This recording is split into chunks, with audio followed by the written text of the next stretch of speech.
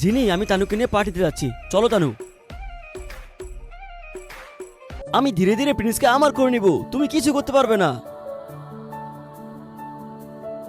Miss Tanu, আমার তো মনে হয় এই পার্টির মধ্যে সবথেকে দামি ড্রেস আপনি পরেছেন, আপনাকে তো দারুণ মানিয়েছে। অমিত সাহেব, আপনি কি বলতে পারবেন এই পার্টির মধ্যে সবথেকে গরিব ধরনের জামা কি পরেছে? যদি আপনি আমাকে জিজ্ঞেস করেন যে এই পার্টির মধ্যে সবথেকে গরিব ধরনের জামা কি পরেছে, তাহলে আমার মনে হয় যিনি সবথেকে সস্তা জামা পরে এই পার্টির মধ্যে এসেছে। আরে ওর তো কাপড় পরার কোনো সেন্সই নেই, বস্তির মেয়ে একটা। প্রিন্স সাহেব যে কি মনে করে ওকে চাকরিতে রেখেছে উনি ভালো জানে।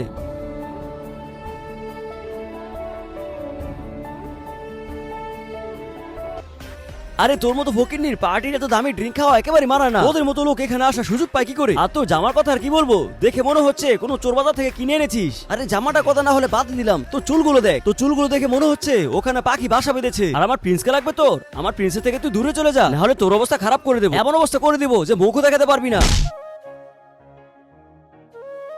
তোমার এত বড় সাহস, বসুন্ধরা গ্রুপের বউকে তুমি অপমানিত করেছো, তোমাকে চাকরি থেকে বের করে দেওয়া হলো।